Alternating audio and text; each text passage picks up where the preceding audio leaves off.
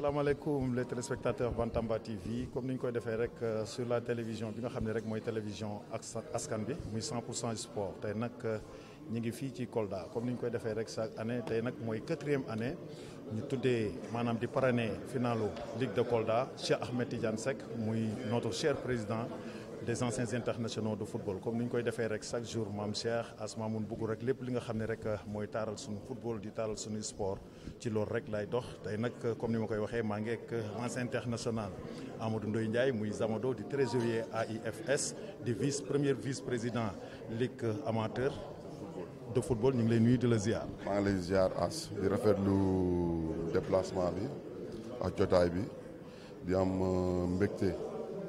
gunge suñu président Cheikh Ahmed Tidiane Seck ci 4e édition de la coupe de la ligue de football de Kolda bi nga xam ne Yaya Baldé moo ko jiite donc àndax une forte délégation bi nga xam ne c'est composé vraiment d'anciens internationaux dañuy bañ sax anciens yi parce que dañu ne international un jour international pour toujours donc des illustres footballeurs ñi nga xam ne ils ont marqué le football sénégalais dans leur temps. Aujourd'hui ils sont dirigeants et boobu ba léegi seen loxo jegewul ci football bi donc dina am contentement di dalal di ñëw fii tey Kolda pour fekkee événement bu toll nii. dëgg la comme ni nga ko waxee rek muy lu rëy ñu gis chaque année mën nañu wax ne bii mooy 4e année Yaya Baldé di ko defal Cheikh Seck muy sunu kilifa tey jii nii ban yëg-yëg nga am ci loolu li Yaya Baldé di defal teraanga bi nga xam ne chaque jour rek mu ngi koy defal les anciens internationaux. xam nga dañuy wax rek lu yàgg dëgg la ah. tey lii bu amee ci Cheikh Seck la parce que damay jël exemple ne soo amee sa doom di ko tuddee da nga koy tuddee ku baax bi mooy 4e édition bi nga xam ne ñu ngi koy def te franchement gàcce ngalaama année boo ñëw affaire bi yokku c'est vrai que daaw bi ñuy ñëw délégation bi on était une dizaine de personnes ñëpp di rafetlu pour ñëw. ren ñu ngi ñëw on est presque une quarantaine de personnes bu ñëw loolu mooy wane ne engagement internationaux yi pour seen njiit di Cheikh Seck njiit day mat njiit xam nga ñun aussi ñu nangu ko parce que loolu mooy dëgg mais avancement daal moo ci am di ñaan yàlla éditions yi di ñëw dàq bi ñu ñëw nii ren. dëgg la un mot rek sur le président Cheikh Seck parce que gis nañ ko comme ni ñu koy waxee rek waa Kolda cër bi ñu ko jox chaque année ñu koy tuddee loolu maanaam loolu dafa nekk loo xam ne maanaam day lu rafet. xam nga wax ci Cheikh Seck buñ fi naree wax ci moom duñ fi jógee président Cheikh Ahmed Tidiane Seck la lu ñu mën def dañ koy ñaanal gudd fan ak wérgu yaram buñ fi naree nekk di wax li muy def duñ fi jógee parce que xam nga. ñun ñii nekk ak moom xam nañ li muy def su ñun mais boo gëstoo tuuti li muy def fii da koy def feneen ci ay yeneen entité ak ci ay yeneen bërëb donc comme li ñuy wax rek yal na ko yàlla lafal cat may ko wér-gu-yaram ak lu mu mën ren yal na ko mën déwén que am bi yokku macha allah mu mën a distribuer dañu wax rek. non Cheikh Ahmed Tidiane Seck daal nañ ko bàyyi yàlla. dañu dégg ni nag le président du foot amateur Ablaye Sow dégg naa ni du postuler te gis nañ la yaay vice président est-ce que sa xel mi ngi ci nekk président ligue football de amateur. loolu loolu du sujet. xam nga man dama gëm benn affaire dama gëm njiit nangu kilifteef tey jii ligue de football amateur bu ñu koy wax si anam yu rafete nii. c'est grâce au ministre Abdoulaye Seydou Sow man ça fait 2 mandats ma koy accompagner xalaatuma sax que Abdoulaye Sow daf fi jóge loolu nekkul suma xel li may ñaan mooy mu continuer mandaam su dee loolu moo mën a nekk man awma ci benn problème poste bi ma nekk je pense que maa ngi koy matal ni mu waree je suis derrière lui.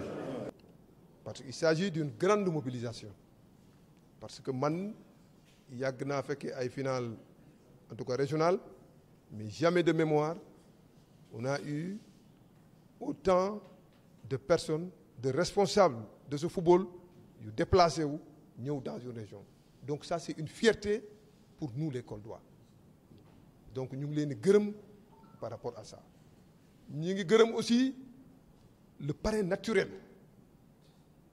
de la Ligue de Kolda mooy le président Cheikh Seck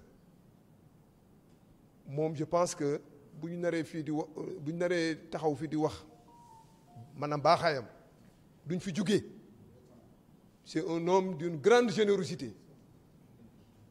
Avant-hier, j'ai discuté avec un jeune de Vélingara qui est DTR dans une ligue d'athlétisme. mu ne ma ñuy waxtaan ci moom mu ne ma kii même dans l'athlétisme quand nous avons des difficultés bi ñu waroon dem en championnat d'Afrique moom moo décanté situation bi. Pour vous dire que nit ku baax la ñu ngi koy ñaanal yàlla may ko wér-gu-yaram ak gudd fan musal ko seytaane yokkal ko nag ay promotion am lépp lu mu soxla te mu jikku ñu ngi koy ñaanal yàlla may parce que honnêtement football bi tey nga gis ku def lu mel nii am na mais maanaam bariwul te lui il est constant dans ce qu'il fait donc vraiment monsieur le président nous sommes contents ñu ngi lay ñaanal en tout cas daal on n'a pas les mots. D'abord à mon nom propre d'abord parce que je suis là en tant qu'invité pour assister mon collègue le président Yaya mais aussi accompagner notre frère le collègue Cheikh Seck. Je suis aussi là pour accompagner le président Abdoulaye Sow qui est actuellement ici. Peut-être qu'il va nous rejoindre avant la fin de la cérémonie, mais aussi pour représenter le président Augustin Senghor de la fédération. Je pense que c'est à ce titre-là que je suis là. Alors, pour dire simplement que c'est avec beaucoup de fierté et de plaisir que je suis là. Kolda, où je garde encore de très bons souvenirs. Il y a un an, on était là pour une compétition que nous avons organisée ensemble, qui s'est très très bien déroulée. Je pense qui a atteint tous les objectifs qu'on s'était fixés grâce à la capacité d'organisation et de mobilisation des sportifs de Kolda. Rien qu'à y penser, ça nous fait frémir. Parce qu'on a eu des résultats au-delà même de nos attentes.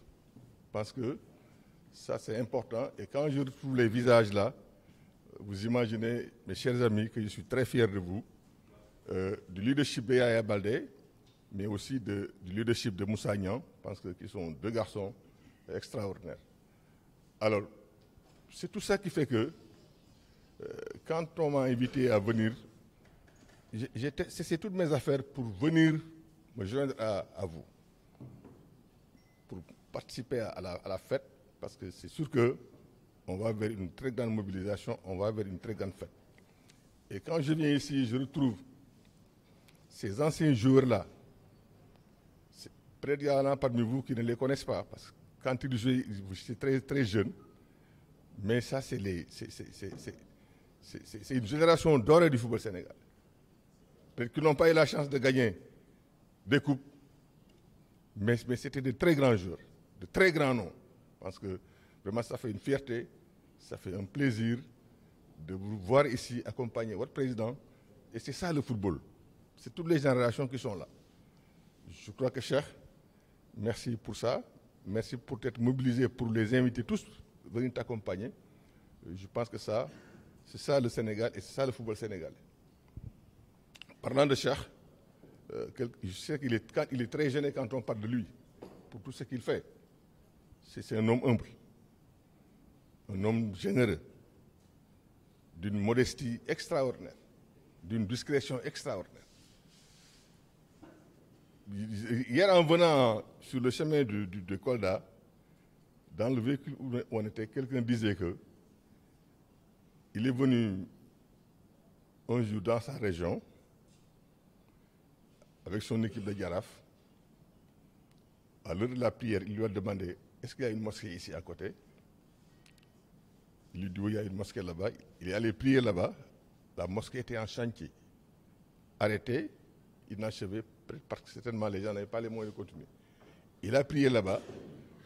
Et après avoir prié là-bas, il a parlé avec les responsables de la mosquée. À son retour de Dakar, il est revenu à l'insu de tout le monde, donner les moyens d'achever la mouture de la mosquée. Même c'est lui qui me disait ça. C'est lui qui a montré, qui habite là-bas et qui lui a montré la mosquée. Mais même lui, celui-là ne savait pas. C'est après que les responsables de la mosquée lui ont dit ça. Et il fait des choses comme ça, Il est dans le social, il est dans les hôpitaux, il est dans les écoles, il est partout dans le football. Je pense que quelqu'un comme ça, quand on l'a, c'est une fierté. Il faut le garder. Il faut prier pour lui. Il faut prier pour lui, pour que Dieu lui accorde une très longue vie. Parce que c'est des gens comme ça, c'est de ces gens comme ça que le football a besoin. Il aide, il investit de manière désintéressée. Kolda en fait son parrain naturel. Je pense que ça, c'est important. Quand les gens disent que vous êtes votre parrain naturel, et tout le monde sait qu'il n'est pas né ici, voilà, il y a quelque chose. Je pense que, cher, merci, moi je suis très fier, véritablement, d'être là aujourd'hui, d'abord en mon propre nom, mais au nom de la fédération, au nom du président Blaïso qui est là, mais au nom de l'ensemble des sportifs sénégalais. Et nous continuons de prier vous. En tout cas, sachez que, véritablement, tous les sportifs, qu'ils le disent ou qu'ils ne disent pas, sont fiers de toi. Parce qu'ils sont prêts à continuer à vous accompagner dans ce que vous voulez faire, tout ce que vous voulez faire pour le football sénégalais. Voilà. ak sa sant di rafetlu teewaay bi ndax ki la yëg moo la sonal ki la yëgul daf laa noppal te ñun jàpp nañ ne soo leen yëgee suñu président Cheikh Ahmed Tidiane Seck rek yëg ngeen ñu ndax moom mooy ñun ñooy moom kon dañuy gërëm d'abord initiative bi ngeen am porte ko suñu président Cheikh Ahmed Tidiane Seck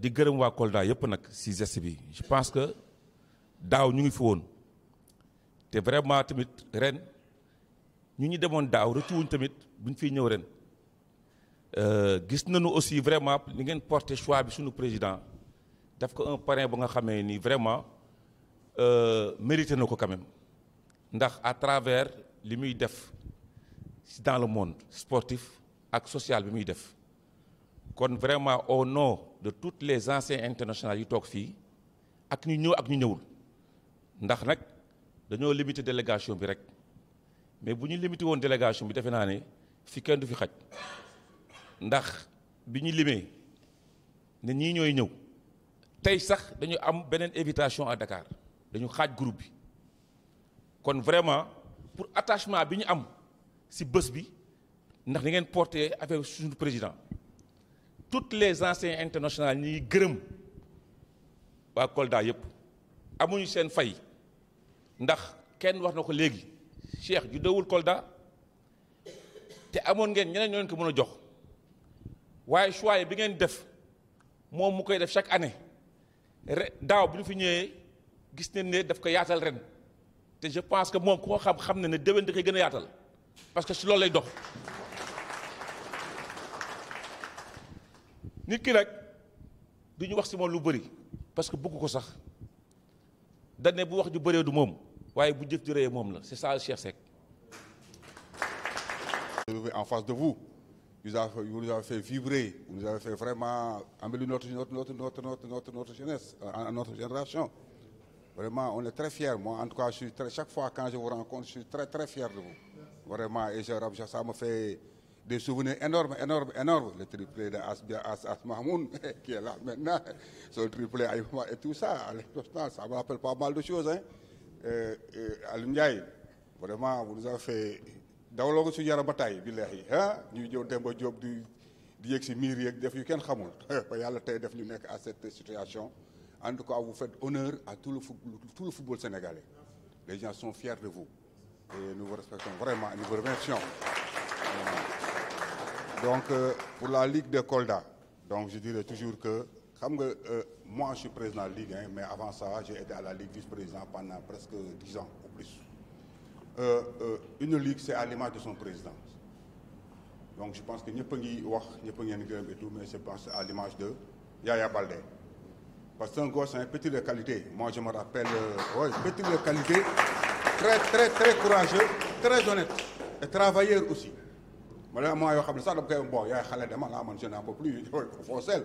Donc, tellement il a envie, il a envie pour réussir. Et je pense que la Ligue, c'est à son image.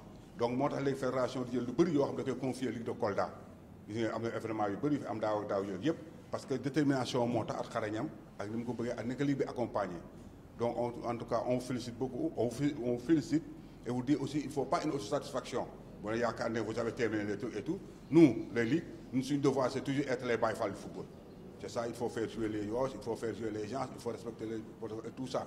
Nous, c'est moi, je suis sacerdoce. C'est moi, je suis ligué. Donc, je pense que il ne faut pas une autosatisfaction. Il y a une finale, 2 finales, 3 finales, 4 finales de haute facture et que maintenant le travail s'est terminé. Non, redoublez d'efforts. Faites plus que ce que vous faites depuis le début de l'année, depuis le début de votre mandat et jusqu'à présent. Doublez d'efforts, accompagnez votre président pour des lendemains vraiment meilleurs. Ça, je vous remercie bien sûr. Mais le président Cheikh, je ne pourrais pas trop parler de lui parce que je vais avoir une émotion très forte. Mais en tout cas, là, le président Khamal le Sénégal,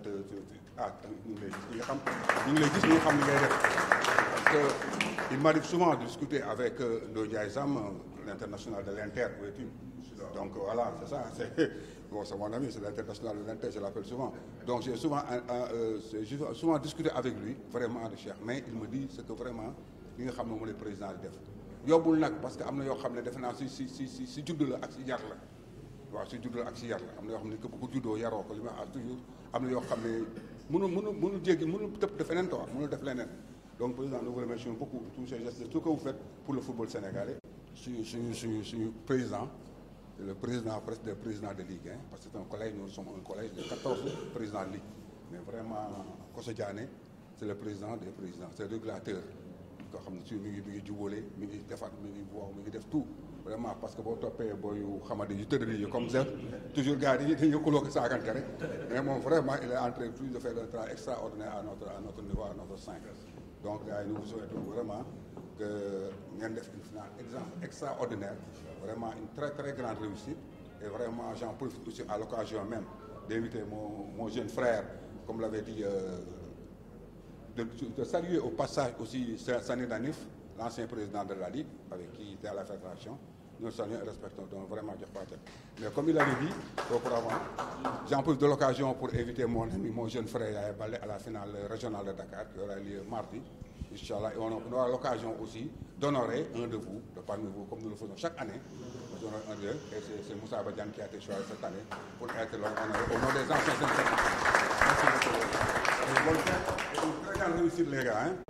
Vous avez vu il a mis à la disposition, parce que nous avons 2 finales aujourd'hui, une finale junior et une finale senior.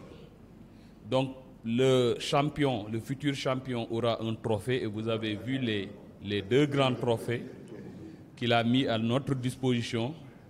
Il a mis aussi à la disposition de la Ligue de Kolda pour les finalistes. Chaque finaliste aura un jeu de maillot. Ensuite, il y a 20 ballons pour tous les clubs. Chaque club aura un ballon et les finalistes chaque club aura 2 ballons. Il a donné aussi 20 ballons à la COREF, c'est-à-dire la coordination régionale des écoles de football. 20 ballons. Il a mis à la disposition des 23 personnes par équipe des médailles, donc les 4 équipes, mais aussi des récompenses individuelles pour le meilleur joueur, pour le meilleur gardien. Donc on aura 2 meilleurs joueurs en senior et junior et pour les gardiens aussi la même chose. Il a mis à la disposition aussi de la Ligue de Kolda pour les finalistes une enveloppe financière de 1 350 000. Je pense que c'est ça qu'on avait calé pour récompenser nos équipes. Et ça, c'est la Ligue qui a dit, c'est à cette hauteur que nous allons récompenser nos équipes. Et il a mis cette somme-là à notre disposition pour qu'on puisse donner ça à nos clubs. Et sans compter aussi, vous savez tous que l'organisation, c'est excessivement cher en termes d'hébergement, en termes de restauration, en termes de transport même pour certains membres. Donc vraiment, tout ça, c'est lui. Donc, de cette finale, parce que s'il amène aujourd'hui une délégation aussi importante venant de l'association des anciens internationaux, mais aussi les présidents de ligue qui ont fait ce déplacement-là, vraiment, je tenais à le remercier. Au nom de la ligue, nous, on a dit que c'est notre parrain naturel, que Dieu nous prête longue vie. Même si je ne suis plus président de la ligue et que lui, il soit là, il n'a qu'à continuer à parrainer la ligue de Kolda. Vous savez, un président qui peut dormir tranquille s'il sait qu'il a un parrain qui va l'accompagner lors des finales. Ces finales-là, ce n'est pas moins de 6 millions de francs CFA en termes de dépenses. Et si vous avez quelqu'un qui est prêt pour vous accompagner et supporter tout ça, je pense que vous pouvez dormir tranquille. Donc c'est pourquoi, avec Cheikh, nous on est tranquille. Vraiment, nous avons ñaanal yalla nako yalla may guddu fan ak wër.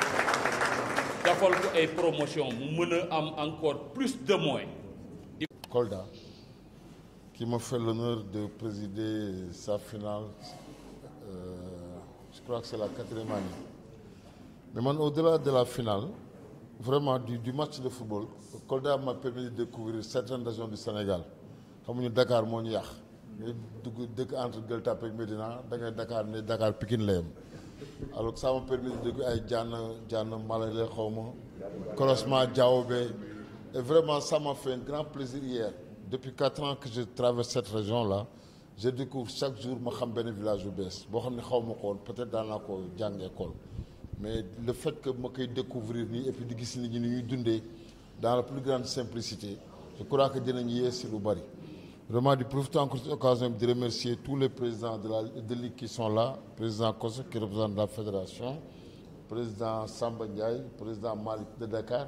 Moi, Dakar là beaucoup, mais Kolda le Magaï dans le Fouladou. Abadou Faye, mon ami Fall de Durbel, Eli Fall. Vraiment, comme je dis, Dakar là, mais Fouladou le Magaï le CD quoi. Et j'en suis très fier et très content. Et nous aussi, nous encourager les filles de xalé bu ko football ñoo xamné mësuñu gis par exemple Salif Diagne mësuñu gis Moussa Camara de Tamba bien que à côté de dëkk mësuñu gis Chindou am lolu c'est des moments yo xamné c'est de grands moments de joie de fraternité. Je pense que c'est des moments yo xamné waruñu ko tiaxané dañu wara di ko yok tout le temps. Encore une fois vraiment man sama cadre bi ci bari vraiment les moments manquent pour dire vraiment ce que je ressens aujourd'hui. Té yalla dafa def chaque année fête bi di gëna yok. Chaque année yàlla def mu gën a yokku dañu ñaan yàlla ñu fekk lu bari te tal ko chaque année muy gën a yokku chaque année muy gën a baax comme ni Zes waxee fii personne n'est éternel mën na fi bañ nekk déwén mais dañu ñaan yàlla déwén ñun ñu nekk fi ñun ñëpp ñu gën a yokku ñu fekk ñu suñu xarit yi jóge ba Dakar ñoom si jàll accompagné nañu vraiment ñu Médoune Mar tonton nga xam ne grand cheval mënoon na toog. Mais comme nous tout le temps, sport, il y a le règlement. Tu as des gens 50 ans, ils font comme Khalé. Babare koku tam nangu wacc ce niveau Khalé, ñu bokk lepp. Lolu sport rek la ko yalla may, amul fenen. Wala motax ñu gëna nek ay xarit parce que yalla fi mu ñu fétalé fu baax la. C'est vrai que le sport moy dajale façon nit bu nek nit joggé horizon bu nek ngeen ñew ba melni ku bokk ndey bay. Sport kessa la. Alors yàlla def ñu sàmm loolu man leen encore une fois di leen gërëm di leen sant ñu fekk ay déwén yu bari te tal ko te bëggoon naa suñu profité si moment bi bu ñuy ñaan dugal suñu benn xarit bi jabar ji wàññeeku alors Aswad suñu xarit ñun ñëpp président Stade de Mbour mu nekk suñu xarit bu baax nekk taalibe tam Cheikh bu baax bi que ndogal bi dab sax mi ngoon teewoon si jàkk ji vraiment bëggoon naa ñu dugal jabar ji si ñaan ñu ñaanal ko heure bi ñu ngi koy denc ñaan yàlla xare ko àjjana yu bëree bëri yàlla ñu yàlla defal jàmm ñu ñëpp ñu fekke ko defal ko suñu njaboot yàlla def daal ñu ñibbiwaat ci jàmm fête bi aussi final bi nekk final bu neex comme un meilleur gagne mais man Kolda laa faral j'espère que waa Kolda ñooy gagné comme que Kolda laa bokk par force les Kolda laa faral nëbbu ma fi ma faral mais yàlla ñaar dafa jàmm que mu nekk dans un esprit sportif vraiment que le meilleur gagne et que le meilleur soit Kolda voilà. D'ici de Kolda, de la Casamance et du Sud-Est. Je voudrais magnifier votre élan de solidarité, votre union sacrée. Monsieur le Président Ablaye, Monsieur le Président Cheikh Seck, chers membres du comité exécutif, les présidents de Ligue ici présents, je voudrais tout simplement vous dire au nom de la Ligue de Ziguinchor, au nom de Mamadou Ba, de la Ligue de Tamba. En route, il me disait, Président, je suis désolé de ne pas être là, mais je peux compter sur vous pour que vous portiez la bonne parole à la Ligue de Kolda, pour dire l'attachement de la Ligue de Kolda, l'attachement de la Ligue de Ziguinchor à cette Ligue de Kolda. Bravo à vous. C'est dans la solidarité, dans l'union qu'on peut bâtir. Monsieur le Président, les présidents qui sont là, nous l'avons dit à un certain moment de la vie de notre institution, la Fédération sénégalaise de football. Un slogan est né, le Manko Outindamni. Le Manko est devenu une réalité, pas un simple slogan, mais une réalité dans les faits, ce qui nous a valu des victoires, des victoires, des victoires, encore des victoires. Le seul pays au monde qui a remporté 5 coupes en même temps dans la même année. C'est au-delà, c'est parce qu'au-delà des aspects techniques, il y a des aspects moraux. Et l'aspect moral le plus important, c'est la solidarité, c'est l'union des cœurs. Quand on parle de football, on parle à côté de l'esprit olympique. L'esprit olympique, c'est accepter l'autre. Le meilleur exemple pour nous, footballeurs, de ce bel esprit sportif, c'est quand nous sommes au stade, quand nous sommes au terrain, qu'on voit notre équipe être en train d'être battue. L'arbitre montre temps additionnel 2 minutes. Et vous êtes sûr que vous ne pouvez jamais rattraper le score. Mais vous acceptez humblement la défaite et vous la préparez. Je voudrais donc remercier le président Zeus pour son engagement, sa témérité. On peut tout lui dire, mais Zeus est téméraire. Il est courageux. Il est petit, et ce n'est pas important, mais il est grand dans l'esprit. Cette grandeur dans l'esprit, il la consolide ici, parce que Zeus parle à votre nom et vous parlez en son nom. Je voudrais que ces liens d'amitié qui existent entre nous, nous du Sud et du Sud-Est, que ces liens se renforcent davantage pour que nous ayons un seul verbe à conjuguer, que nous ayons un seul objectif à définir, que nous soyons encore la locomotive qui va éclairer le chemin du développement du football du Sénégal. Et c'est possible. Voilà donc, chers amis, le message que je voudrais porter, en même temps porter le message de Ira Madiba. Il a longtemps, depuis avant-hier, parlé avec Zeus pour s'excuser parce qu'il devrait être avec moi à Tamba. Malheureusement, pour des contraintes de dernière minute, il n'a pas pu faire le déplacement. Mais bravo à la Ligue de Kolda, bravo au président Cheikh Seck, qui est très loyal, déterminé et fidèle à Kolda. Il ne lui reste seulement à lui trouver une épouse koldoise. Toute autre chose, je reste moi aussi fils de Kolda, parce que j'ai fait presque 2 ans de ma vie professionnelle ici à Kolda. Au-delà des relations personnelles, fraternelles, amicales que j'ai avec mon ami Yaya Baldé, mais aussi que j'ai avec d'autres ici dans la salle.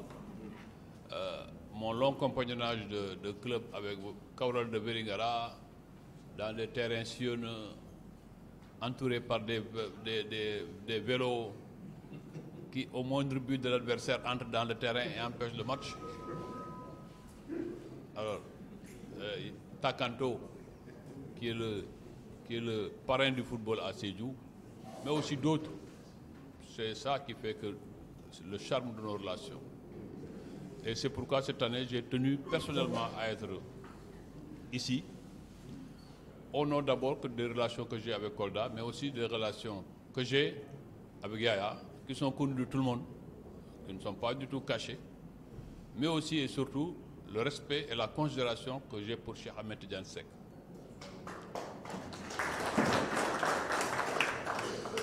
Alors, je m'honore, j'ai dit à Cheikh hier que je le félicitais, que je le remerciais, parce que quand j'ai vu hier nuit des joueurs que je n'ai plus vus il y a plus de 20 ans, des joueurs qui ont fait notre enfance.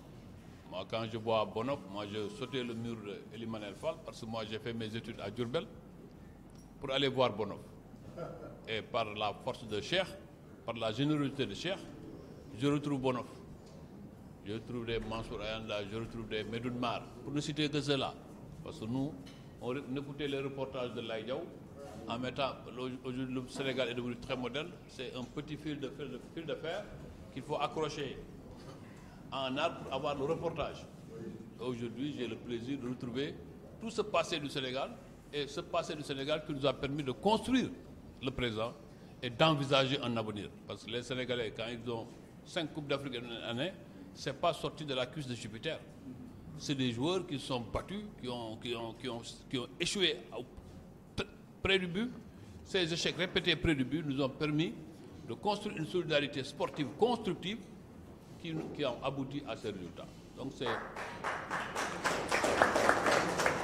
Et voir ces stars à Kolda, à l'intérieur du pays, c'est ça qui nous manque. C'est-à-dire que le pays est un, c'est une nation. Et cette nation a besoin de voir ses stars. Moi, je me rappelle d'un épisode quand Cheikh se battait pour Lamine Diack. Et Cheikh, nous, on a toujours eu de la complicité, de l'amitié, de la fraternité. Quand il se battait pour Lamine Diack, je dis, mais Cheikh, nous au Sénégal, on ne connaît pas la star. On tue nos stars. Ce que Lamine Diack a fait, Platini a fait pire. Les Français ont refusé de le livrer à la justice française, à la justice du monde, pour protéger leurs stars. Pour protéger leurs stars. Nous, au Sénégal, on aime tuer nos stars. Tuer nos stars. Et en Europe et dans le monde, on protège ces stars. Moi, vous savez, moi, je suis comme ça. Même en Kaffrine, la plus petite star, je la protège. Moi, je suis un Kaffrinois et je suis fier d'être un Kaffrinois. Je protège le plus petit des footballeurs qui a une valeur. Je le considère comme pas possible, parce que c'est comme ça qu'on construit une nation. C'est à travers des stars. Au Sénégal, on aime tuer nos stars, on aime tuer tous ceux qui sont célèbres. Abdoulaye disait d'ailleurs, quand on voulait être célèbre, il faut attaquer des hommes célèbres au Sénégal. Tellement c'est vrai, c'est pourquoi Cheikh, je te félicite, je te remercie pour toutes ces stars que vous avez rassemblées à Kolda. Il y a des fils de Kolda. Vous savez, nous, nos régions, Kolda, Kaffrine, à part Ziguinchor, nous n'avions pas de club. Nos clubs, c'était Djaraf, c'était l'Agia, c'était l'US Gorée. Nos familles étaient partagées entre ces équipes. Et aujourd'hui, vous voyez, moi, je côtoie des joueurs, un joueur comme Mansour Ayanda, que je ne regardais qu'à la télé. C'est la première fois, moi, que je le salue comme ça. Mais c'est quand même quelque chose. Et c'est grâce à Cheikh que cela a eu, parce qu'il a su garder le cordon ombilical avec les anciens internationaux. Et c'est extrêmement important. Le reste, c'est quand je vois ces trophées-là. Nous avons quand même travaillé. Moi, je me souviens, en 2009, quand nous arrivions à la tête de cette fédération, on ne pouvait pas compter 4 ou 5 clubs réguliers dans la région de Kolda. Aujourd'hui, on arrive à faire des finales populaires, parfois même plus populaires que celles de l'Orcam. Parce que quand même, il y a un travail qui est fait. Mais il ne faut pas encore dormir, il faut continuer à travailler.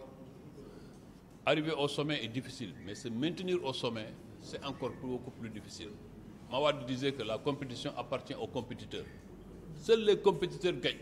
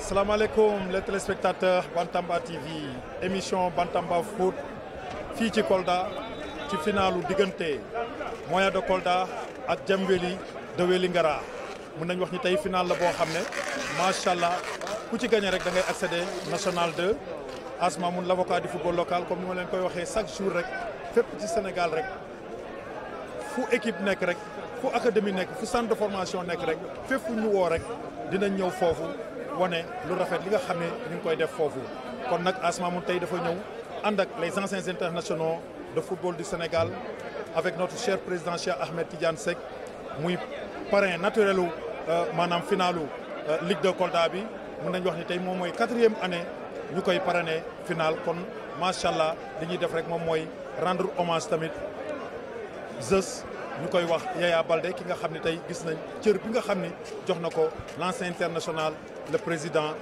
Cheikh Ahmed Tidiane Seck mën nañ wax ni honoré na tous les anciens internationaux boo ci gisee loolu maam Cheikh gis nga tey anciens internationaux yëpp ñi ngi fii tey ci Kolda ànd ak président Cheikh Ahmed Tidiane Seck comme ni ñu koy waxee rek tey gis nañ ci suba tamit macha allah mu nekkoon première étape fële ci hôtel bi nga xam ne fan la ñu daral muy le relais bi nekk fii ci Kolda ñu gis teraanga yi nga xam ne tamit Cheikh Seck indi na ko def ko fa ñu gis tamit macha allah kaddu yi nga xam ne tamit muy le président Seydou Sané tamit génne na ko fa muy président Abdoulaye Sow gis nañ tamit kaddu yi nga xam ne tamit Moussa Badiane tamit ki nga xam ne tey jii moo yoroon parole tey anciens internationaux yi lu ñu wax ci waa Kolda di leen rendre hommage di leen wax ni kontaan nañ parce que ñi ngi def lu rafet ñi ngi yëkkati fu ñu toll rek Cheikh Ahmed Tidiane Seck di wax ni maam Cheikh nii la Asma Moun moom comme ni ma koy waxee rek chaque jour bugguma rek lépp lu sportu Sénégal rek lépp lu koy jëmale kanam rek ci loolu lay dox kon encore une fois merci beaucoup tamit ñi nga xam ne tamit ñi ngi may jàppale di ma teg loxo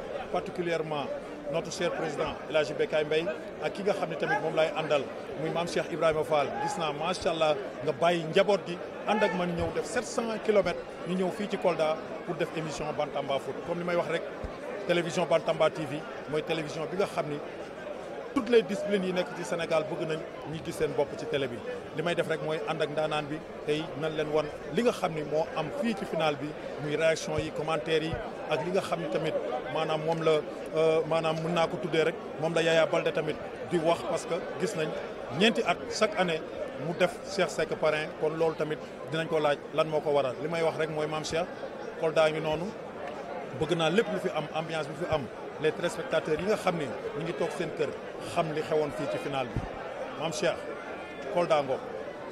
le coach. delloo ziar. bi Sékou Niabali la.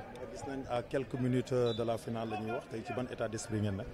voilà asalaamaaleykum maa ngi nuyu ñëpp di ziar nag téléspectateurs yi voilà ñu ngi nii di waajal à quelques heures du match di waajal une finale historique parce que finale bi ñaari enjeu la am.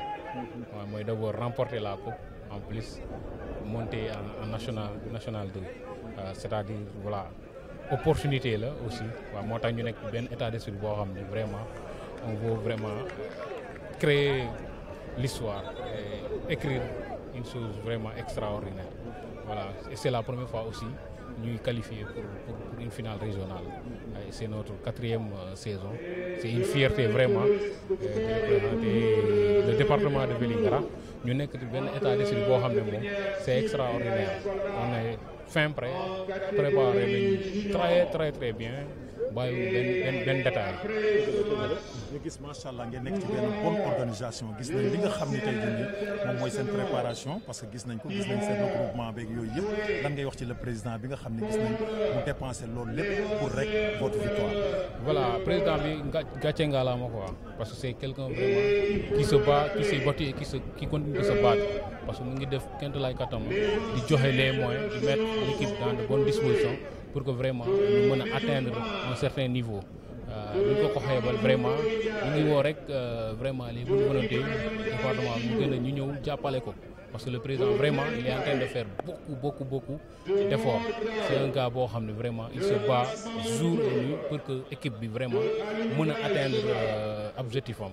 Vraiment c'est quelqu'un boo xam ne vraiment chaque jour que Dieu fait il est en train de mettre ses moyens, il est en train d'appeler des gens à venir soutenir équipe bi vraiment te loolu la ñuy ñaan quoi. Vraiment. jërëjëf kontaan nañ ci. Ok merci. Salaamaaleykum maa ngi tudd entraîneur le Moya Club. Ça veut dire que je suis bon fils à passer, on est prêt voilà, pour conquérir et prendre le trophée. Parce que franchement, après 20 ans de championnat, là, voilà, c'est le moment de relever le défi. Quoi. Moi, voilà, on a un bon groupe et je suis optimiste parce qu'on a bien travaillé. Bien que, Inch'Allah, bon après 21 ans, voilà, nous sommes champions pour nous jouer de national 2. xam nga importance su match tey bi fu mu la mën a yóbbu. trop parce que ça veut dire que d'autant plus que boo gagné trophée bi di nga yéeg di nga jouer tournoi STC voilà di nga doon encore champion di nga yéeg tamit bu national 2 voilà ñetti yooyu yëpp maanaam baax na trop enjeu moo fa nekk te quoi bien que ñun on s'est fixé depuis le départ ne que cette fois-ci il faut ñu mun a xaru mun a jeexal loolu parce que yàgg nañ trop si affaire bi nee naa la 21 ans équipe bàyyi si benn division parce que avec cette année moom incha allah bu neex yàlla ku mu fuga dina may nga mën a relever défi mën a yéegal équipe bi pour ñu dem national bi. est-ce que yoroo mission boo xam ne parce que gis nañ Kolda région de football la bëri na ay qualité yi fi nekk te boobu ba léegi gisuñu équipe bu Kolda nekk accéder élite du football bi mooy première division est-ce que tey jii nii sa xel nekk ci nga gën a am engagement tey jii nii pour final bi tey ngeen def ci le maximum pour gagner ko.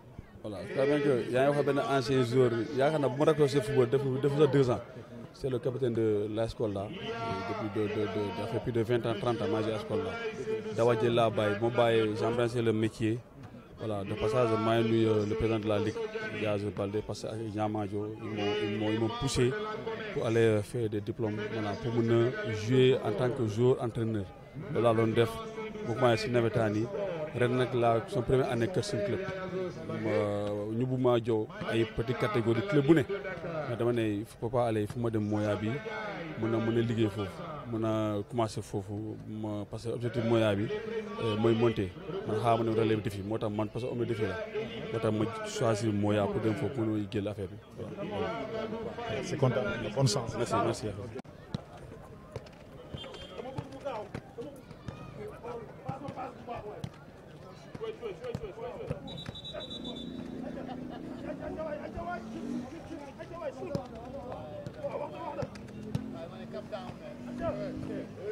yaram de tànk ki jox leen ko mayo kañ jox leen ko mayo jox leen ko mayo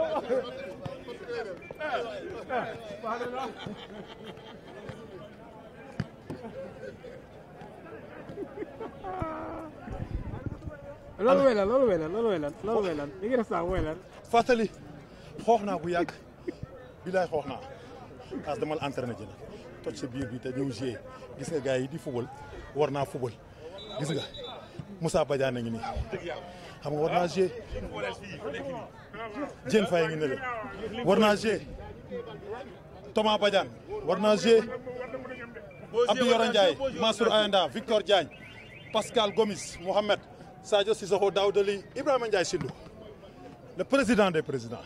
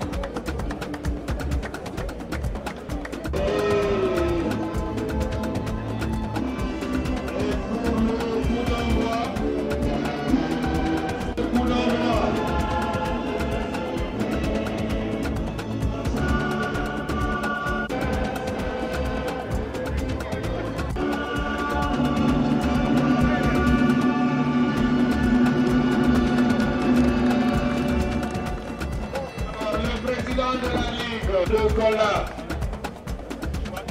Il est accompagné de monsieur Seydou Sané. Et il faut le dire, Cheikh Tidiane a porté le maillot du Jaraaf et aujourd'hui il est président du Jaraaf. Et c'est mérité. Doit être un homme comblé. Parce que, comme on le dit,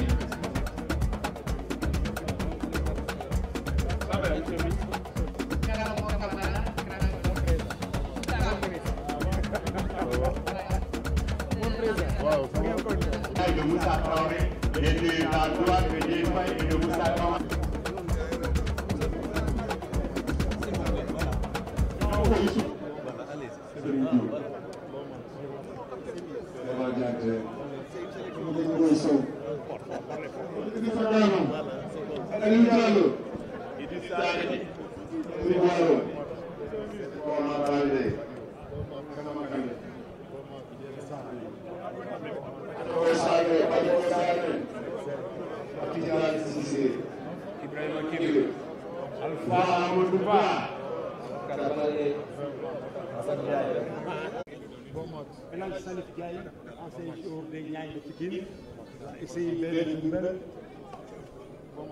D'accord.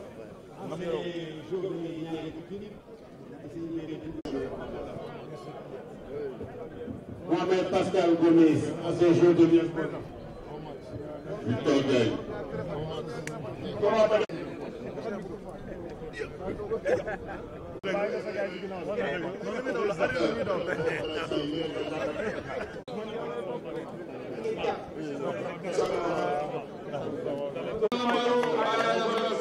Le numéro de El Hadj Diouf.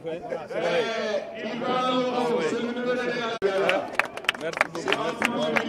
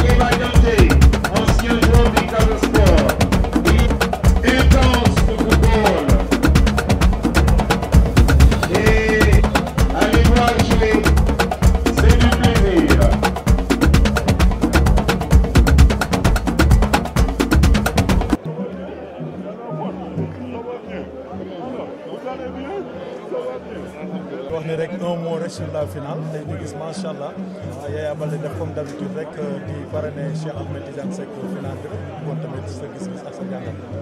dama am mbégte ñaari yoon d'abord ñëpp xam nañ sama diggante ak Yaya nekk suma rak suma xarit organiser tool nii ci biir Kolda mooy wane ni football baa ngi dox ñuy wax ni football bi doxul ñëw demuñ ci région yi lii il y a quelques années kenn mënu ko woon xalaat donc mu ñëw stade bu fees dell muy équipe bu Koungheul ak équipe bu Vélingara nga xam ne muy ak équipe bu Kolda moo xam ne football baa ngi dox bu baax a baax beneen mbégte bi may ci am mooy suma xarit suma mag Cheikh Seck mu nekk parrain bi Cheikh ñëpp xam nañ li mu représenté ci football bi nekkoon ancien capitaine du Sénégal après 17 ans de traversée du désert Cheikh Seck mi moo jiite équipe nationale bu ñu delloo ci Coupe d'Afrique ba pare jiite tey kuréelu ancien international yu nekk vice-président de fédération sénégalaise de football di fa def liggéey bu nga xam ne dans la discrétion dans l'humilité mais liggéey bu mucc ayib kon nag ñaar ñi bu ñu booloo ak man sama métier bi may commencé liggéey Kolda laa commencé muy nekk mbégte bu nga xam ne kenn amul ab fekk nag stade bu fees del ma gisaat ni ancien international yoo xam ne gëj naa leen gis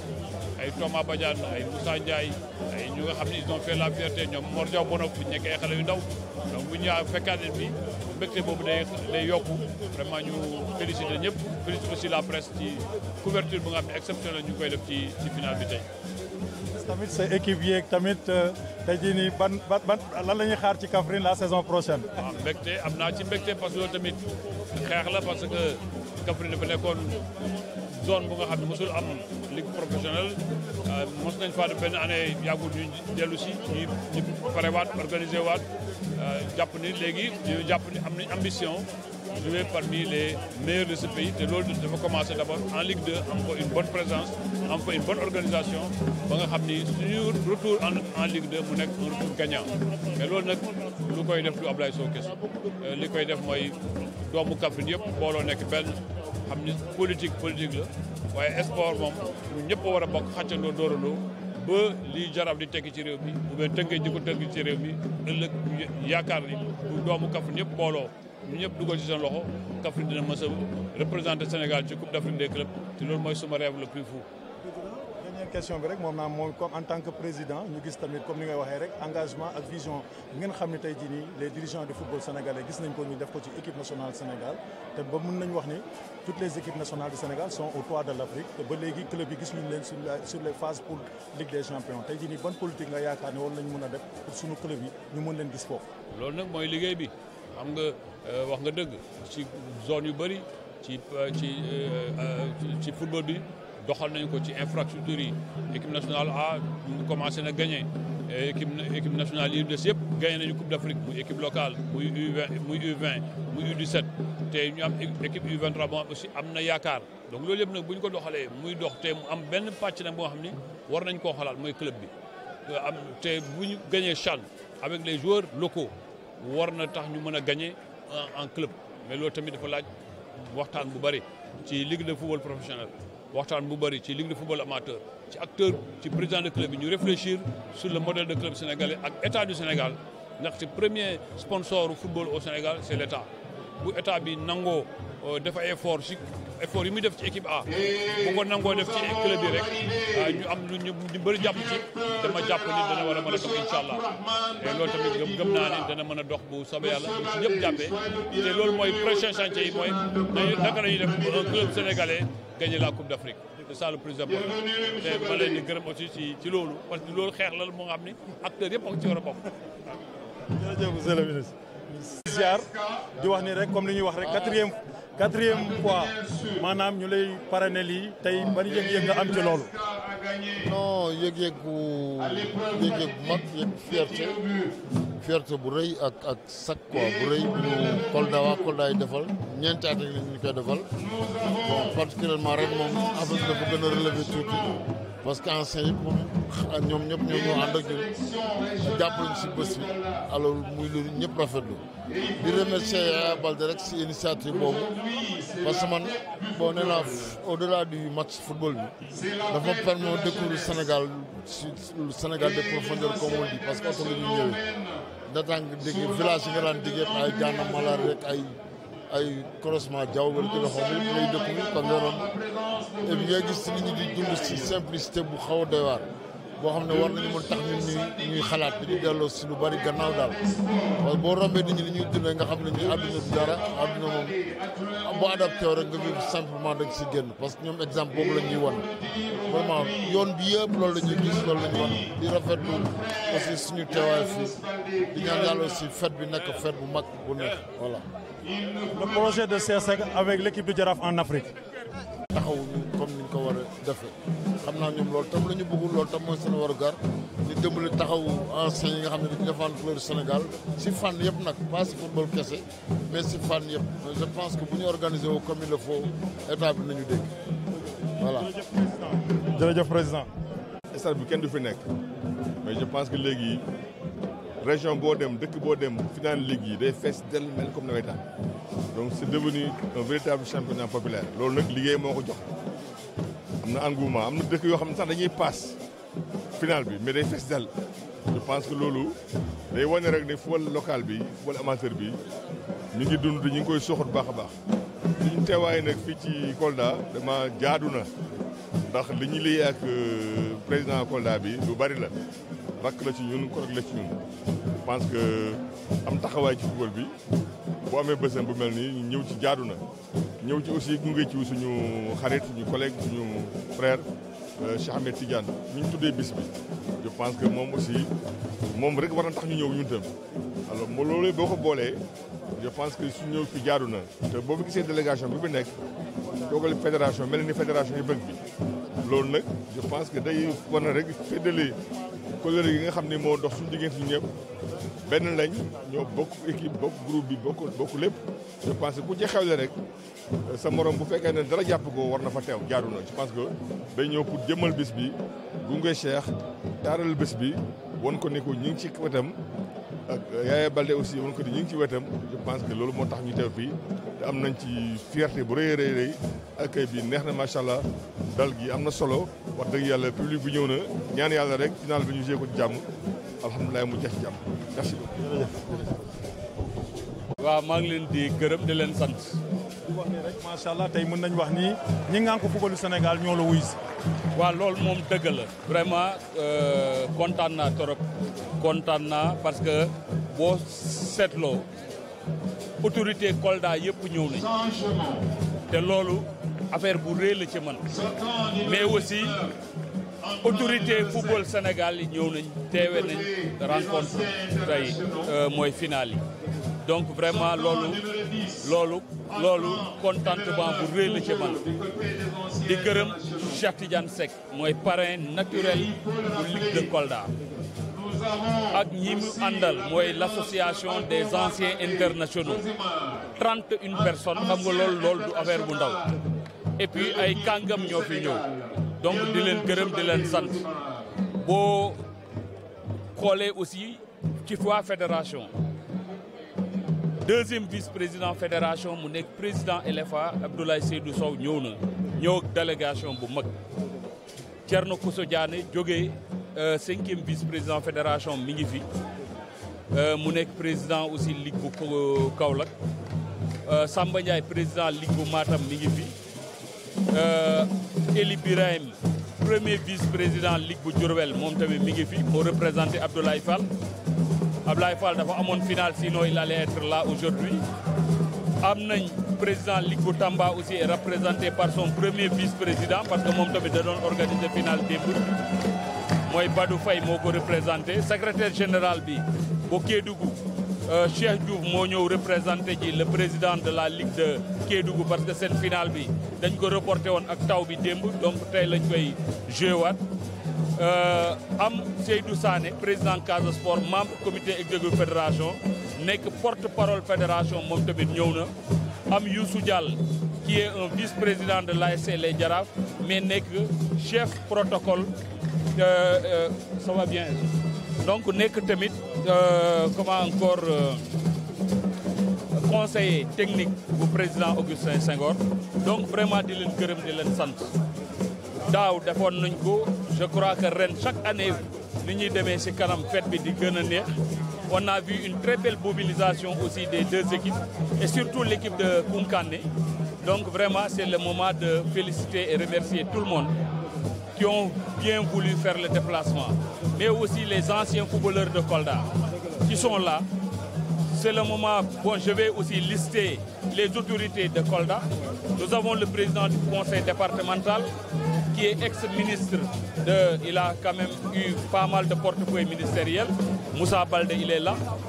Di gërëm aussi présence son premier vice-président Alseni Ba mooy suñu mag di ñu moo ñu tette ci mouvement nawetaan tey bu ñu mënee toog fii di mën a wax wala di mën a diriger ci loxoom lañ jaar donc kooku sama maître la maa ngi koy gërëm di ko sant certainement di nga ko tendre micro bi di féliciter aussi DG de la LONASE ex-DG de la LONASE Abdourahmane Baldé qui a bien voulu faire le déplacement moom moo toog ni le deuxième vice adjoint au maire de la commune de Kolda mi ngi nii toog Fabou Ligay am tamit troisième adjoint maire commune bi mooy Bamol Baldé moom tamit donc l'inspecteur régional des sports donc autorité Kolda yëpp ñëw nañ donc vraiment loolu lu rafetlu naa ko vraiment maa ngi leen di gërëm di leen sant lii lépp nag li ko tax mooy sama parrain bi Cheikh Seck mais aussi Abdoulaye Seydou Sow mu nekk sama mag di ma accompagner ci lépp li may def. Le secret de Yaya Baldé ak waa Kolda dañu gis benn affinité yow ak les autorités yi nga xam ne ñoo nekk fii di Kolda ak Yaya Baldé ak Cheikh Seck. man ak waa Kolda c'est que waa Kolda mënu ma leen fay parce que lépp lañ ma jox donc mënu ma leen fay ma leen di ñaanal rek gudd fan mais ma bañ leen décevoir tamit. war naa taxaw tànk boobu ma bañ a décevoir Kolda war naa fépp fu mu dem war naa xeexu Kolda parce que vraiment jox nañ ma lépp Cheikh Seck moom dama koy bàyyi ak yàlla rek vraiment sama mag la ku ma bëgg la te man tamit dinaa ko accompagner incha allah ci lépp lu mu bëgg dinaa nekk ci ginnaaw bu gëstoo dina ma gis incha allah ci fànn yu bëri lépp lu mu soxla ci Sénégal bi na ko joxoñ rek ñun ñu dem comment encore def lépp pour dem jëli ko incha allah. Moussa Baldé président département de Kolda. mooy président Moussa Baldé mooy président conseil départemental. maa ngi nuyu seen téléspectateurs yëpp. Bantamba TV. xanaa féliciter Yaya rek nga xam ne c'est un militant du football national d'abord mais surtout au niveau régional. lu fi yëngu ci football man def naa président conseil départemental depuis 10 ans chaque année dañ doon organiser ak moom fi finale départementale bu rëy mu continuer léegi mu ngi ci au niveau des instances nationales et même de la CAF mooy vraiment une fierté pour nous ma am mbégte aussi tey daje fi ak sama rak ministre Abdoulaye Seydou Sow ñëpp xam nañu taxawaayam ci football Sénégal donc vraiment c'est une soirée de plaisir ici à Kolda. jërëjëf. bis bu rëy la bis bi nga xam ne maa ko moom parce que boo encadré ay jeunes ñooñu ñëw ba mag ba bokk lépp lu ñuy décider ci football Sénégal war nga ci kontaan moo tax ma kontaan chaque fois que ñuy organiser ma ñëw fi di gërëm sama xale sama rak sama lépp Yaya Baldé ki nga xam ne moo nekk président ligue régionale de Kolda te nekkoon dirigeant navétane vraiment kontaan naa ci lool boo gisee ñëpp mobilisé wu moo ko tax parce que boo nekkee xale nga respecté mag ñi nga xam ne kii moo la jaarloo fii kii moo la def loolu ba loolu am résultat nga di leen gërëm loolu lu am solo la en tout cas ñu ngi koy ñaanal pour lépp lu mu entamé dañ koy jàppale te da koy réussir boo gisee tey toutes les autorités ñëw nañu fii du dara parce que moo ko comporté wu ñi bari jóge nañu Dakar ñi nga xam ne doomi Kolda lañu ñu ñëw ba fii vraiment loolu li am solo la donc contenté bu rëy laa am parce que l'histoire day retenir que li ma fi def vraiment alhamdulillahi rabbil alamin merci jërëjëf.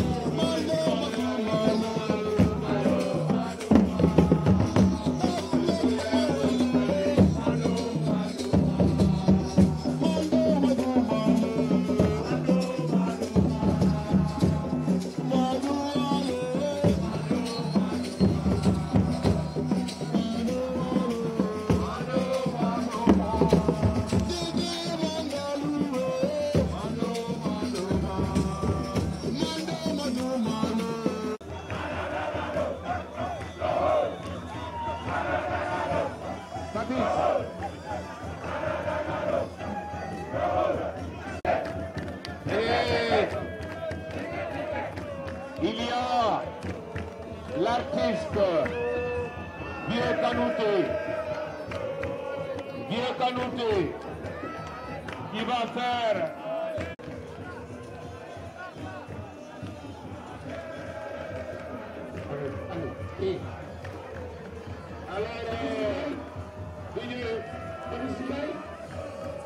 Bantamba TV comme ni leen ko waxee rek sur la télévision Bantamba TV muy télévision askan bi comme ni ñu koy wax rek ñu ngi nii ci ambiance su finale bi aca un mot rek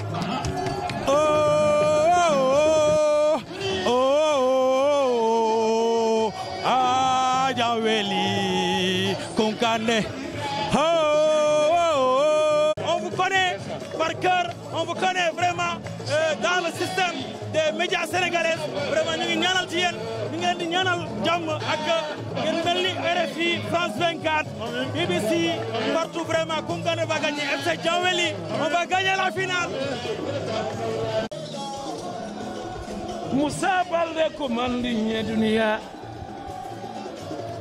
Ah, Yaya Baldé foroyata. Zes. Aha. Namun koldu sonde mazes. Fulla bonani. Mbedura Baldé juma ma bi kolda. Kolda janyu diate la ave vele. Ah, Cheikh anangen. Monsieur le parrain. Moussa Baldé. Salaamaaleykum bon man la El Hadj Modou Ndiaye président bu Rosa Sigo bon tey nag dañoo ñëw pour apporter suñu tous si final bi ñëw fekk suñu grand Yaya Zes Baldé parce qu'il a beaucoup fait pour le sport coldois donc dañuy ñëw accompagner ko rek apporter suñu tous si affaire voilà c'est ça ah. pour confiance bi tollu. Confiance ñun bu dee ñun kese la ñu ngi à 5000%. ñun ñu gagné baax na bu ñu perdre baax na ñun essentiel li ñu supporté day neex.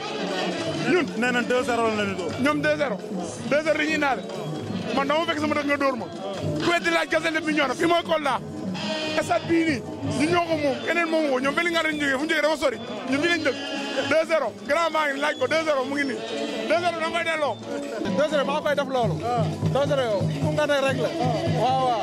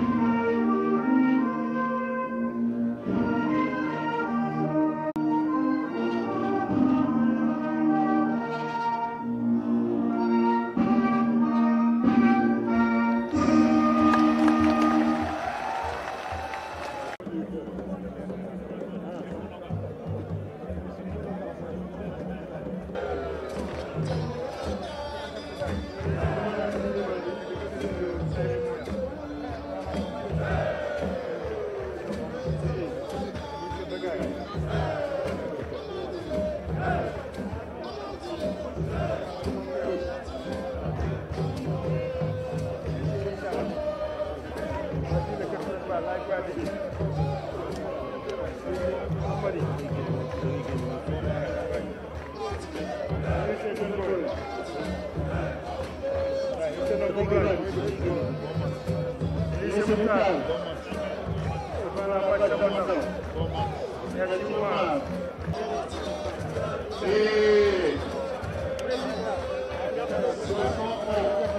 présentations d'un moment à l'autre. Ce sera le coup d'envoi.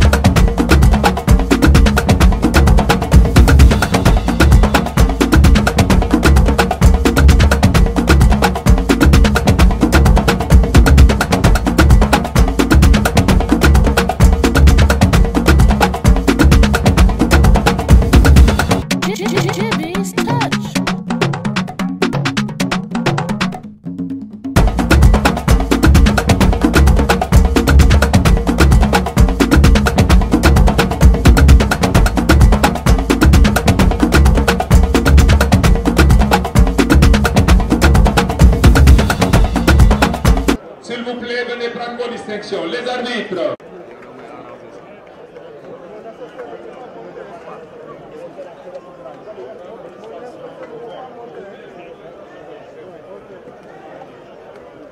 Le meilleur joueur AS Kolda catégorie junior.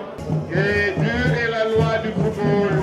Aujourd'hui, ils ont perdu à l'épreuve fatidique de tir au but.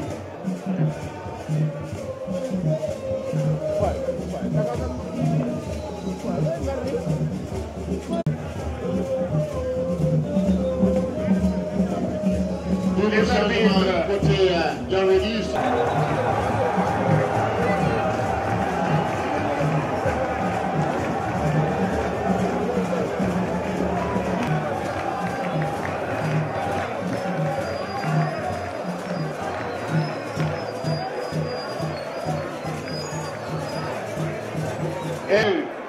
L'équipe vice-championne en catégorie junior a reçu un jeu de maillot plus un ballon.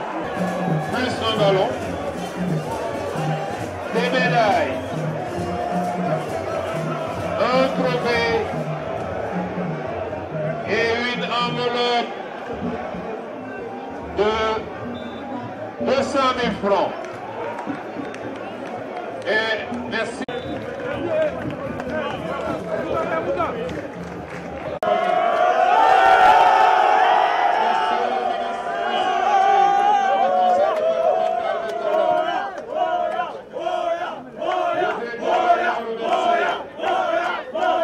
am Cheikh macha allah gis nañ final bu neex tey gis nañ macha allah équipe boo xam ne muy équipe bu Moya bu Kolda moo mujj gagné final bi par tiro bi ñuy encouragé Jamweli bu Wélingara di félicité tamit équipe bu Moya bu Kolda di wax ne rek mbégte la nag tey macha allah parce que tey engagement ak détermination bi nga xam ne dañ ko def tey ci reportage bi moo rey sama baat bi ak coonali waaye tamit AIFS jaral na ma ko ndax kan lañ ko parrainé mooy notre cher président Cheikh Ahmed Tidiane Seck ma taxaw ak le secrétaire général muy Medoune Mar di l'ancien jour de la police di ancien international di def liggéey bu mag a mag ci AIFS taxaw tamit ki nga xam ne tamit mooy Ibrahima Ndiaye Sindou nekk tamit président cellule de Dakar di wax ni tey gis nañ macha allah li nga xam ne tey jii nii moo fi xew délégation bu mag ñoo ànd ak sunu président ñëw tey jëmmal bésam gis tamit Yaya Baldé di def loolu bi mooy 4e fois mu def ko tey ragal naa ni am na loo xam ne war nañ ko waxtaan ay remerciements yoo xam ne tamit war nañ ko def ci Yaya Baldé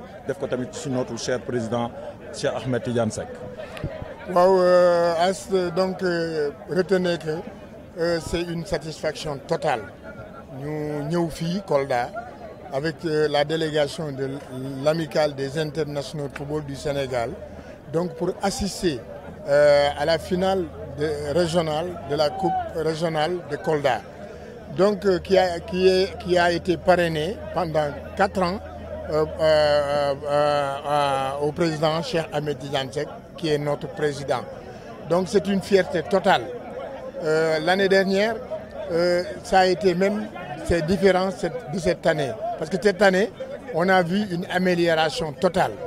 Il faut saluer les efforts du président de Ligue de Kolda, Yaya Baldé, donc qui n'a ménagé aucun effort pour mettre tout dans de très bonnes conditions.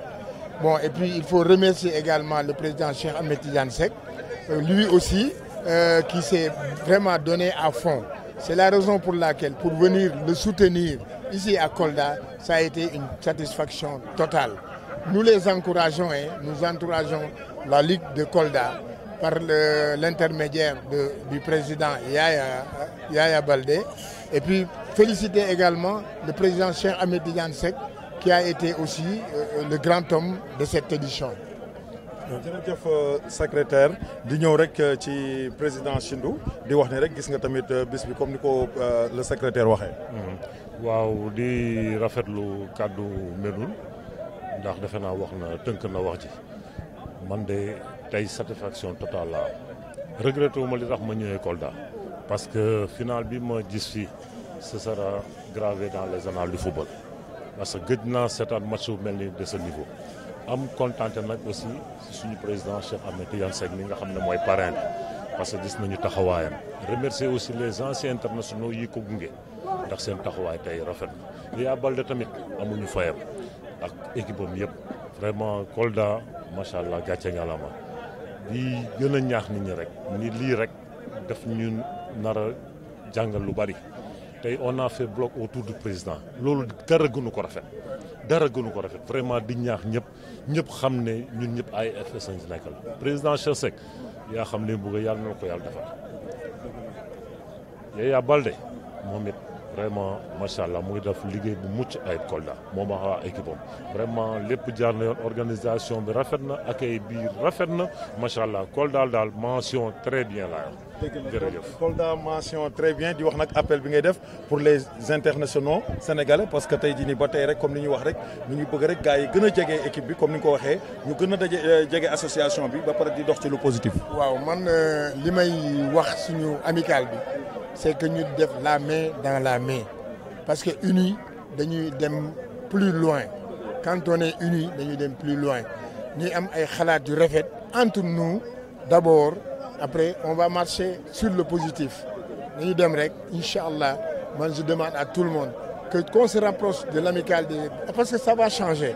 On va changer, on va essayer de changer. Vous avez entendu ce matin, le président Cheikh Ahmed Tidiane Seck, il a demandé à tout le monde ku bëgg wax dara wax ma ko parce que il y a rien à cacher, il y a rien à lu ñuy bañ a wax. Donc que les gens là mobilisés wu rek derrière lui. Pour hausser en haut l'amicale des internationaux de football du Sénégal. dëgg la Sindou bu nekkee voilà waaw là c'est ñëpp appel rek ñu gën a jàpp parce que cellule de Dakar comme yeneen cellules yi ñu ngi teg ay jalons te ak waxtaan bi ñu def ce matin ak président je crois ouverture gën na am buntu yi gën na ubbeeku donc ñu positif si li ñuy def waaw buñ ko defee rek. fépp fu ñu bëgg a cellule bi ak AIFS egg fa rek bu neexee yàlla suñu borom dinañ fa egg en tout cas yow aussi ñu ngi lay gërëm di la sant gis nañu sa rôle sa taxawaay aussi waaw yow aussi vraiment souvent dama lay tooñ ne la yow ngay def reportage nit ñi mais yow il faut que ñu def reportage yow aussi waaw nit ku positif chaque fois yaa ngi jéem a rassembler wax ju rafet vraiment ñu ngi lay gërëm di la sant aussi yor sa caméraman waaw carrément maam Cheikh moom macha allah maam Cheikh ñu ngi lay gërëm di la sant. bu baax a baax di leen rafet seen teewaay fii di naan kontaan naa trop si final bi loolu moom du ñàkk quoi amoon na pression lépp amoon na fi quoi mais nga ci ngaalama kon montel naa équipe bi en tant que capitaine maa ngi rafetlu si ñëpp sama coéquipier bi mënu ma leen fay quoi waaw métti woon na trop mais lu sotti am borom quoi tey maa ngi jaajëfal yàlla bu baax a baax moom mooy jox lii quoi monté bi. yàggoon nañ ko xaar quoi 20 ans de cela tey bu ñu amee lii contentement la quoi franchement contentement bu baax a baax waaw mënu ma fay ñëpp mënu ma xool j'ai pas les mots franchement j'ai pas les mots quoi ndaxte moom lii moom buñ ko nelawatee buñ ko fanaanoo xam nga même suñu yaay sax dañuy kontaan waaw ñi xaar gaale doole sax. félicitations noo dundee tey montée bi ak final bi. waaw comme su ma koy si njëlbeen rek dama la ne woon 20 ans. 20 ans soit 20 ans yàlla voilà 20 ans quoi mais je crois bien que sant yàlla bu baax a baax maa ngi gërëm sama waajur yëpp gërëm waa Kolda waa Moya yëpp waaw di remercier adversaire bi day na adversaire bu baax je crois bien que ñii bi ñuy liggéey dinañ dem seen yoon parce que je crois bien que voilà tey final la dina forcé ku gagné ak ku ñàkk yàlla man la ko jox yàlla ma jig ma te maa ngi ñaanal voilà équipe bële voilà nañ liggéey rek parce que man 20 ans laa def mais ren man maa ngi soo ñëw équipe bi ren laa ko jël ma ñëw suma objectif mooy ko monter yàlla may na ma ko ñaanu waaju ak ñaan Kolda yëpp ak suma joueur yu nangu ligue ak man ak Kolda yëpp soit bien que tey voilà soit bien que le trophée est dédié à toute la population koldoise franchement. mais lan moo lay sànq bi ñu lay filmé sànq lii nekk ci woon lan moo xew. waaw lii de accident daal la woon démb rek waaw accident daal démb la woon quoi voilà terrain fii la woon voilà ndox yàlla rek boo ñëw doon foo voilà ñu doonte xeer bi dal ma quoi voilà. moo tax mu kii kap laa soloon nag voilà waaw moo tax gisoo affaire yi quoi. sarax bi la kon quoi. saraxu final bi waa Bantamba trop ba Bantamba war na xam ne Kolda moo ngi seetaan billahi rabi Kolda moo ngi seetaan parce que man suma boy bëri ay dañuy bëri suma koñ fii ay bëri na bëri trop waaw moo tax ma liggéeyante câblage ba liggéeyante am chaîne Bantamba ay nga seetaan des fois seetaan si gars yi dañuy wax ñu ne Bantamba man xamoon Bantamba sax ba ñu kës Bantamba ñu fee ba liggéeyante Kolda xam ne waa Bantamba daal Kolda ma ñu leen jaajëf bu baax a baax voilà. émission Bantamba Foot yi. dama koy seetaan baax a baax bii la dama koy seetaan parce que man télé moom ma ñor te seen télé bi dafa am may ñaan la ngeen ñëw si kanam ama sama soose la olof moo setul rek voilà dégg ngeen kontaan naa trop si yéen yàlla mu ñëw si kanam rek te kontaan naa trop invitation nga ñëw Kolda xam Kolda te bu neexee yàlla monsieur bu neexee yàlla ñu dee Diourbel Mbacké Fana national yi ngeen ko fee sama marché bi si kanam dégg ngeen merci jaajëf Mame Cheikh coono Kolda moo ma jàpp mais Bantamba TV jaral na ma ko ndax moom mooy télévision askan bi comme ni ma koy waxee rek Asma Moun l'avocat du football local comme ni ñu koy waxee fépp ci Sénégal fu ñu woo rek dinañ fa ñëw wane liggéey bi nga xam ne tamit moom la ñuy def foofu muy lu rafet luy jëmale footballu Sénégal di gërëm nag Mame Cheikh ki nga xam ne moom laa àndal def 700 kilomètres ñëw fii rek pour rek di bégal les téléspectateurs Bantamba TV ñi nga xam ne rek ñi ngi seetaan Asma Moun ci li nga xam ne moom lay def mooy émission Bantamba Foot 100% football local di gërëm nag notre cher président comme ni ko gars yi waxee rek muy Cheikh Ahmed Tidiane Seck muy nit ku baax nit koo xam ne tey jii nii gis nañ macha allah mu déployé ay moyens indi plus de 35 délégations 35 anciens internationaux dalal leen ci hôtel ñi ñëw gunge ko ci bisam bi kon encore une fois président kontaan nañ ci yow dañ lay ñaanal rek yàlla sunu borom gën la teg loxo di def appel nag tous les anciens internationaux ñun ñëpp ñu mànkoo rek nekk ci ginnaaw Cheikh comme ni ñu koy defee rek comme cellule Dakar yi ak cellule Thiès ak région yi parce que loolu lépp pour rek lépp lu ñu liggéey rek pour rek AIFS jëm ci kanam. di wax ni tamit les internationaux yi nga xam ne tamit nekkuñu ci maanaam ci coach nekkuñu ci coaching nekkuñu ci leneen lañ nekk tamit ñu gën a jàpp rek gën a liggéey ba nga xam ne rek bu boobaa dinañ leen mën a teg loxo pour ñu jëm ci kanam comme ni ko Asma mun defee rek def reconversion ñëw nekk ci micro bi di jàpp ci affaire yi di jàpp ci football Sénégal tamit loolu dafay lu rafet ñu bëgg rek ñëpp ñi nga xam ni mën nañ indi seen touche ci football Sénégal ci sport Sénégal rek ñu koy def jërëjëf rek Mame Cheikh encore une fois di kontaan ci yow di ziar notre président Bekay Mbaye di wax ni nii rek la ko bëggee bëggul rek comme ni may wax chaque jour rek discipline yeeg sport bi di gis si boppam ci Bantamba TV di leen jox dig daje rek ci semaine prochaine rek muy beneen émission Bantamba Foot sur la télévision Bantamba TV.